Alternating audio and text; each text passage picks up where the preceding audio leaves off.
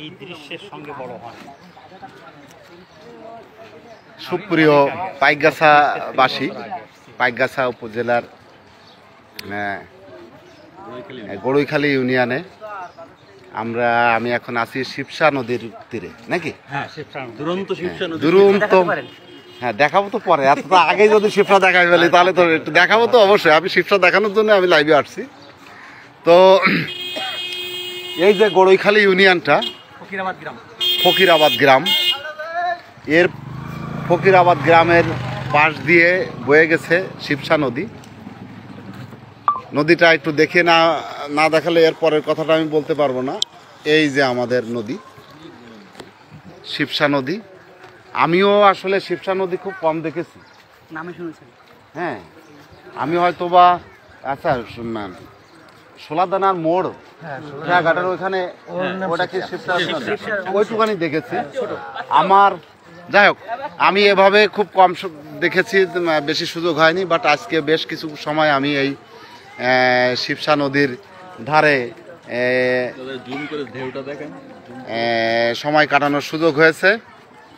এই যে বিশাল নদী, এখন স্বাভাবিক আবহাওয়া, এর মধ্যেই ঢেউটা এরকম। আর যখন ঝড় বৃষ্টি হয় তখন এর যে মহামারী রূপ, সেই ভয়াল রূপটা আরও অনেক ভয়ানক, যেটা এই এরিয়াতে বাড়ি না হলে যেটা যার প্রকৃতি সম্পর্কে। এই যে বনায়নটা এখানকার জাগ্রত তরুণ সামাজিক সংগঠন এর উদ্যোগে এই বনায়নটা করেছে। এইভাবে তারা আরও বেশ লম্বা এরিয়া এটা করেছে। তো আমাদের সেই সংগঠনের পক্ষে যারা আছে তারা আমার সাথে আছে। এই জাগ্রত তরুণ সামাজিক সংগঠনের কর্মীরা এখানে আছেন। তো তারা আমাকে ইনভাইট করেছে এই যে তাদের এই প্রজেক্টটা দেখার জন্য। হ্যাঁ, এবং তারা সমুদ্রে আর কি, তারা সুন্দরবনে যায়, যে এই যে কেওড়া গাছ এগুলো না, হ্যাঁ, ওড়া কেওড়া, এই গাছগুলো চারা তুলে নিয়ে আসে এবং এইভাবে রাস্তার ধার দিয়ে তারা এই গাছগুলো লাগায়। এই গাছগুলো ইতিমধ্যে দৃশ্যমান হয়েছে। এই গাছগুলো আরও ছোট ছোট চারা, হ্যাঁ, 10 ইঞ্চি 12 ইঞ্চি 15 ইঞ্চি লম্বা চিকন মানে গাছ, সেগুলো লাগিয়ে আজকে বড় হয়েছে। এই গাছ এই বাঁধটাকে রক্ষা করবে, হ্যাঁ, এবং যে কোনো দুর্যোগ থেকে তাদের গ্রাম বা এই ইউনিয়নটাকে রক্ষা করবে। আসলে সরকারি উদ্যোগে সবসময় মানুষকে সুরক্ষা দেওয়া কঠিন হয়ে যায় যদি সামাজিক সচেতনতা না বাড়ে, যদি সামাজিক মানুষগুলো ঐক্যবদ্ধ হয়ে এই ধরনের মহৎ উদ্যোগ গ্রহণ না করে। এক সরকারের পক্ষে কিন্তু বা এটা কঠিন হয়ে যাবে। তো আমরা বাঁচার জন্য লড়ি, আমরা বেঁচে থাকার জন্য মানে সাজি, আমরা মানুষকে ভালো রাখতে চাই এবং স্ব উদ্যোগে আমাদের এই এলাকার মানুষগুলো তাদের সামাজিক সচেতনতার জায়গা থেকে এই কাজগুলো করে।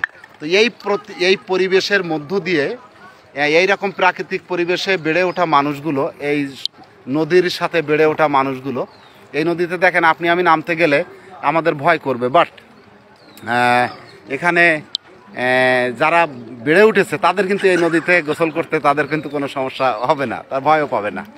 এবং ছোট ছোট নৌকা নিয়ে তারা চলে যায় ওই সুন্দরবনে। তো আমি এসেছিলাম আজকে এই গড়ইখালী ইউনিয়ন সাংস্কৃতিক জোটের সাথে মত বিনিময় করতে। তো সেখানে অসাধারণ এক অনুভূতি, সেই সাথে কিছু মানুষের সাথে পরিচিত হলাম, যেটা আমাকে মানে কি বলা যায়, প্রাপ্তি মুখে ভাষায় বর্ণনা করা কঠিন। হ্যাঁ, এই যে আমাদের এখানে গড়ইখালী ইউনিয়নের একটা গড়ইখালী বাজারের বণিক সমিতির সাধারণ সম্পাদক আছে, আমাদের জাগ্রত তরুণ সামাজিক সংগঠনের সভাপতি বাদশাহ আছে, এই রকম তার সহযোগী সবাই আছে এখানে, সিনিয়র জুনিয়র।